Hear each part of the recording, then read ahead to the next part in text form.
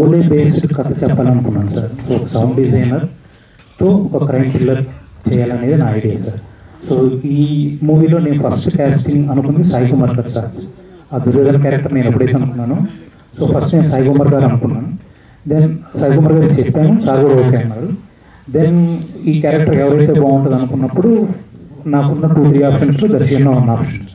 So ఆ టైంలో వెళ్ళాను, కలిశాను, చెప్పాను, సార్ మీకు మీరు రెగ్యులర్గా చేసే సినిమాల కన్నా ఇది కొంచెం అవుట్ ఆఫ్ ద బాక్స్ ఉంటుంది, ఈ జోన్లో కూడా ఒకసారి ట్రై చేయండి, ఒక పర్ఫార్మర్గా మీకు కూడా ఇది కొంచెం ఛాలెంజింగ్గా ఉంటుంది, బాగుంటుందని చెప్పాను. దర్శన విన్నారు, నచ్చింది, ఇమీడియట్గా చేశారు.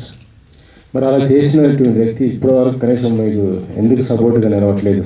ఇప్పుడు యాక్చువల్లీ మీడియాకి షో ఇస్తున్నా కూడా వస్తాడు కంపల్సరీ ప్రీవియస్ వస్తాడు అనేసి మాతో అన్నారు, కానీ తీరా చూస్తే రాలేదు. అంటే ఎక్కడ ఈ కమ్యూనికేషన్ గ్యాప్ ఏంటి? సో మేమైతే ఇన్విటేషన్ ఇచ్చాము సార్, అందరినీ రమ్మని చెప్పాము. కానీ షూట్లో ఉన్నారు, షూట్లో ఆ గ్యాప్ తీసుకొని వస్తామని చెప్పారు. సో మేము వెయిట్ చేసాం, బట్ అవ్వలేదు, కుదరలేదేమో. ఓకే. డైరెక్టర్ గారు, ప్రొడ్యూసర్ గారు, యాక్చువల్లీ